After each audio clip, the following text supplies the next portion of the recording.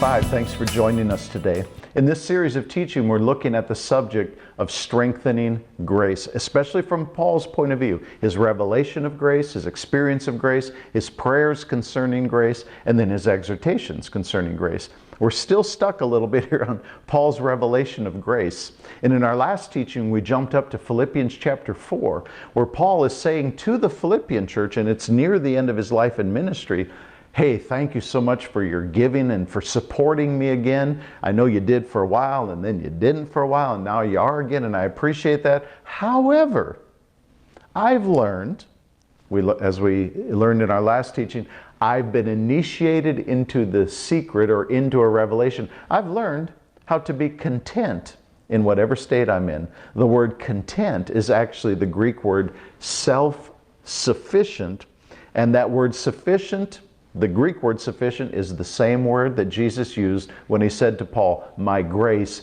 is sufficient for you. I believe, it's my own opinion, but I believe here in Philippians, Paul is relating back to that revelation of grace that the Lord gave him and saying, I have learned, the Lord has showed me how I can be sufficient in myself when I'm connected to Him and His grace is flowing. So thanks for your support. But even if you hadn't supported me, I'd still be fine, because you know what? I'm hooked up to Jesus and to the flow of His strengthening grace.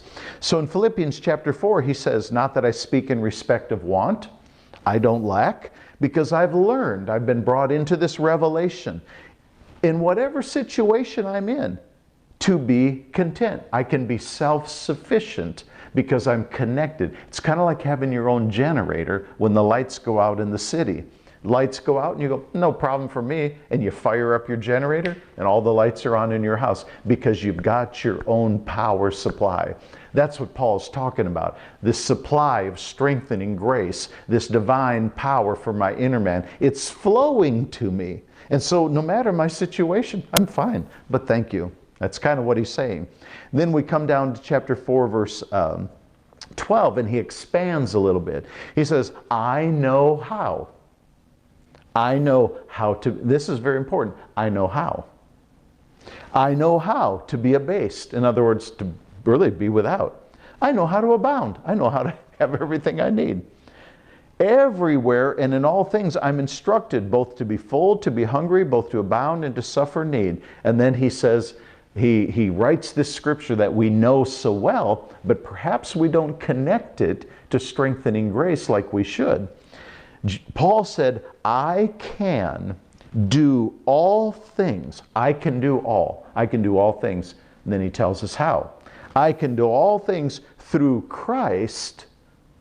Okay, well, I have Jesus in my life, so I can do it. No, it's not just having Jesus in your life. It's not just God being on the throne.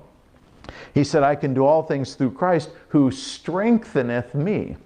The word strengtheneth here is in the present continuous tense. So what Paul is saying is there is a continual flow of the strength of Christ to me. That's why I'm self-sufficient. There's a continual flow of the strength of Christ to me. That's how I do all things. That's how I can deal with temptation, deal with Satan, deal with people, deal with the call of God, run my race, stand in in rough circumstances, just do fine even when I don't have food and money. I can do it. I can do it because I'm strong, and I'm strong because He strengthens me.